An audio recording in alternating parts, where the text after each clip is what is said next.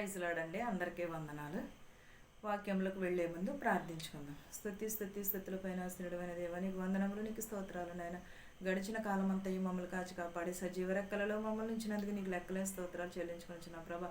మా హృదయములు మార్చు, మా మనసులు మార్చుమని అడుగుచున్నాం ప్రభా. నేను వినిచున్న వారికి, చూచుచున్న వారికి, ప్రతి ఒక్కరికి మారు మనసును దయచేయమని అడుగుచున్నాను తండ్రి. ఆమేన్.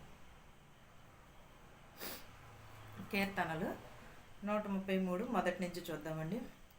సహోదరుల ఐక్యత కలిగి నివసించుట ఎంతో మేలు, ఎంతో మనోహరము. అది తల మీద పోయబడిన అహరోను గెడ్డమ మీదగా కారి అతని అంగీల అంచు వరకు దిగజారిన పరిమళ తైలము వలె నుండును. ఈ రోజుల్లో ఎవరండి ఐక్యత కలిగి ఉన్నవారు? ఎవరైనా ఉన్నారంటారా? అన్నదమ్ములు ఐక్యత కలిగి ఉన్నారా? తల్లిదండ్రులు ఐక్యత కలిగి ఉన్నారా?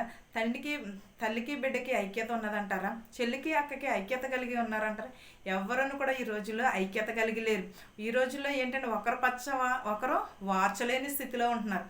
తల్లికి కొడుక్కి వైరము, తండ్రికి కొడుక్కి వైరము, అంతే తప్ప కానీ ఎవరನ್ನು కూడా ఐక్యత కలిగి లేరు. ఐక్యత లేరు అంటారు. ఎక్కడి నుంచి వస్తుంది ఐక్యత? మనలో మనకే ఐక్యత కలిగి ఉండాలి. ఐక్యత కలిగి లేకోకుండా ఐక్యత కలిగి ఉండరు అని అనుకోవడం కూడా అది వ్యర్థం. ఒకవేళ కలిసి ఉన్నారనుకో, ఏంటమ్మా తెగ నాకేసుకుంటున్నారా అని అంటూ ఉంటారు. అలా కాకుండా మనం ఎప్పుడూ కూడా కలిసిమెలిసి ఉండాలని చెప్పాలి. అంతేగాని కలిసిమెలిసి ఉన్న వాళ్ళని చూసి మనము అసూయ కానీ ద్వేషం కానీ మనము పడకూడదు. ఎదుటివారిని చూసి మనం ఎప్పుడూ కూడా భలే కలిసి ఉంటున్నారని, ఒకవేళ ఎదుటివారు కనీసం ఒక చిన్న బట్ట మంచిది కట్టుకున్నా కూడా వారవలేని రోజులు, కనీసం ఒక వస్తువు వేసుకున్నా కూడా ఈ రోజులో వార్చలేరు జనాలు. ఎందుకంటే అంత అసూయతో నిండిపోయి ఉంటుంది లోకం అంతా కూడా, చాలా అసూయతో ఉన్నారు. అలాంటినప్పుడు అన్నదమ్ముల ఐక్యత కలిగి ఉంటే ఇంకెంత ద్వేషాలు ఉంటాయి? ఉండరు చాలా మట్టుకిని. కానీ అయినను కూడా అన్నదమ్ములు కలిసి ఉంటే ఎవరు కలవనిస్తారు? ఒకవేళ అన్నదమ్ములు ఎవరైనా దెబ్బలాడుకున్నారనుకో, వాళ్ళు ఏం చేస్తారు? వాళ్ళకి ఇంకా వాళ్ళిద్దరికి దెబ్బలాట్లు పెట్టి ఇంకా దూరం చేస్తారు తప్ప. కానీ అలా కాదు, ఇలా కలిసి ఉండండి అని చెప్పే రోజులు ఎప్పుడో వెళ్ళిపోయి, ఎప్పుడో మా చిన్నప్పుడు ఉండి అంటారు. కానీ ఇప్పుడైతే అలా కాదు, ఇంకా దెబ్బలాడుకుంటారు. ఒకవేళ దెబ్బలాడుకుంటున్నారనుకో, వీడియోలు తీసేస్తున్నారు. అంతే, వీడియోలు తీసేసి అదేదో పెద్ద ఇదిగా చేస్తున్నారు. అంతే తప్పగానే అలా ఉండకూడదురా, కలిసి ఉండరా, ఎందుకు దెబ్బలాడుకుంటున్నారని చెప్పేవాళ్ళు ఎవరూ కూడా లేరు. అన్నదమ్ముల ఐక్యత కలిగి నివసించుట ఎంతో మేలు, ఎంతో మనోహరము, చాలా మేలు. అది ఎవరికి ఉండాలి? ఈ అన్నదమ్ములు ఇద్దరికే ఉండాలి, బయట వారికి కాదు. మేము ఇలా కలిసి ఉంటే మా వల్లనే కదా ఇలాగా మేము మాట కలవని గురించి ఎదుటి వారికి మేము అవకాశం ఇస్తున్నాము అని ఎవరని కూడా అనుకోవట్లేదు. తల్లి బిడ్డకి కూడా సహాయపడట్లేదు ఈ రోజులోని. తన పెద్ద కొడుకుని మాత్రమే ఆశీర్వదించాలని అనుకున్నాడు ఇస్సాకు ఏమనుకున్నాడు? పెద్ద కొడుకుని ఆశీర్వదించాలనుకున్నాడు. కానీ ఏమైంది? రెబెకా ఏం చేసింది? తన చిన్న కొడుకుని ఆశీర్వాదాలు పొందుకునేలాగా చేసింది. భర్తని మోసం చేసి ఆశీర్వాదాలన్నీ కూడా చిన్న కొడుకే ఇచ్చేసింది రెబెకా. తోబుట్టిన వాడని కూడా కనికరం లేకుండా సొంత తమ్ముడినే చంపాలనుకున్నాడు యాసావు. ఏమనుకున్నాడు? సొంత తమ్ముడినే చంపాలనుకున్నాడు.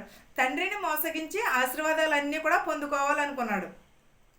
పొందుకొని ఏం చేశాడు? ఏమైనా ఆనందపడ్డా?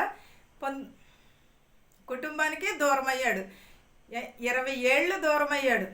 బానిసగా బ్రతికాడు యాకోబు.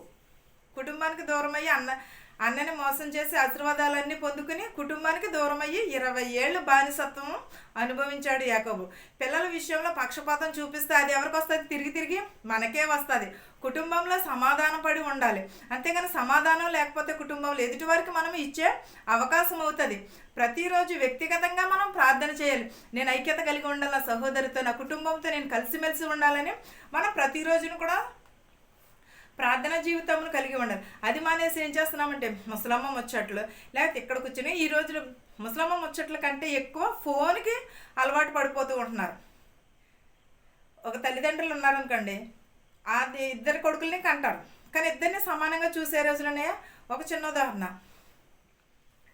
ఉదాహరణ ఏంటంటే, ఒక చెట్టుకి ఒక చెట్టు ఉన్నదనుకోండి, దానికి కాసిన పళ్ళన్నీ ఒకేలాగా ఉంటాయి, ఒకే రుచి కలిగి ఉంటాయి.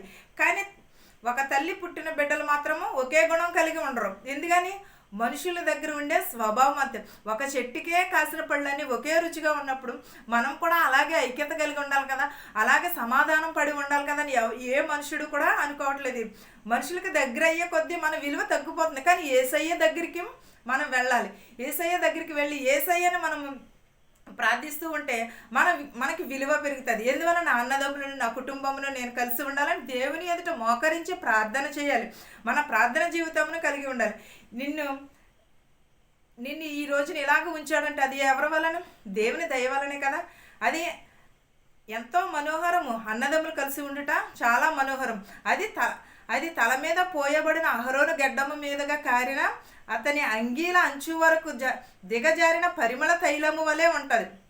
అంటే మనం బయటికి వెళ్ళినప్పుడు ఏం చేస్తాము? చెంటు కొట్టుకుని వెళ్ళిపోతాం. కానీ మన పక్కన ఉన్న వారికి అది చాలా సువాసనగా కనిపిస్తుంది, సువాసనగా వస్తుంది. అది వచ్చి భలే సెంటు కొట్టుకున్నాం. కానీ అన్నదమ్ములు కూడా అలాగే కలిసి ఉంటే అలాగే అనుకుంటారు కదా. మనం సెంటుకే ఇంత ప్రాధాన్యత వేస్తే అక్క చెల్లెలు కానీ అన్నదమ్ములు కానీ తోబట్టు కొడుకు తండ్రి కానీ ఎవరైనా కూడా కలిసిమెలిసి ఉంటే ఇంకెంత మనోహరంగా. వాళ్ళ మయ్యానికి ఏ సాతాను రాదు. వాళ్ళ మయ్యానికి ఎవరైనా కూడా వచ్చి ఏమి బాబు వీళ్ళు అందరూ కలిసి ఉంటారా బాబు, ఒకరికొకరు చెప్పుకుంటారా బాబు, మనం ఏమైనా చెప్తే అని చెప్పేవాళ్ళు కూడా దూరంగా ఉంటారు. మనం ఎప్పుడైతే అవకాశం ఇస్తామో ఆ అవకాశాన్ని వినియోగించుకొని ప్రతి ఒక్కరిని కూడా రాడు వెయ్యాలని చూస్తారు, కానీ రాడు తీయాలని ఎవరిని కూడా చూడరు. అందుని బట్టి మనం ఏం చేయాలంటే మన కుటుంబం కోసం, మన కోసము దేవుని నిత్యము కూడా ప్రార్థన చేయాలి. ప్రతి ఒక్కరిని కూడా ఐక్యత కలిగి ఉండండి. ప్రతి ఒక్కరిని కూడా సమాధానం కలిగి ఉండాలి. ఈ వాక్యమును మీకును మాకును మనందరికీ తోడయ్యుండును గాక. ఆమేన్. ప్రార్థించుకుందాం. స్తుతులపైన ఆశీనుడైన దేవా, నీకు వందనములు, నీకు స్తోత్రాలు. నేను ప్రభ గడిచిన కాలం అంతే మమ్మల్ని కాచి కాపాడి సజీవ రెక్కలలో ఉంచినందుకు నీకు స్తోత్రాలు, నీకు వందనాలు నాయన ప్రభ. నీకే స్తోత్రాలు చెల్లించుకునిచున్నాను నాయన ప్రభ. మా శత్రువుల్ని మిత్రువుల్ని దీవించిన ఆయన ప్రభ. ధనుకులనేమి భేదాలనేమి దీవించమని అడుగుచున్నాం ప్రభ. ఎగ్జామ్ రాయించిన బిడ్డలను ప్రభ చక్కగా రాసి నాయన చదివి నాయన ప్రభ పాస్ అయ్యేటకు సహాయం చేయమని అడుగుచున్నాం ప్రభ. నాయన ప్రభ చదువుకున్న బిడ్డలందరినీ దీవించమని అడుగుచున్నాం ప్రభ.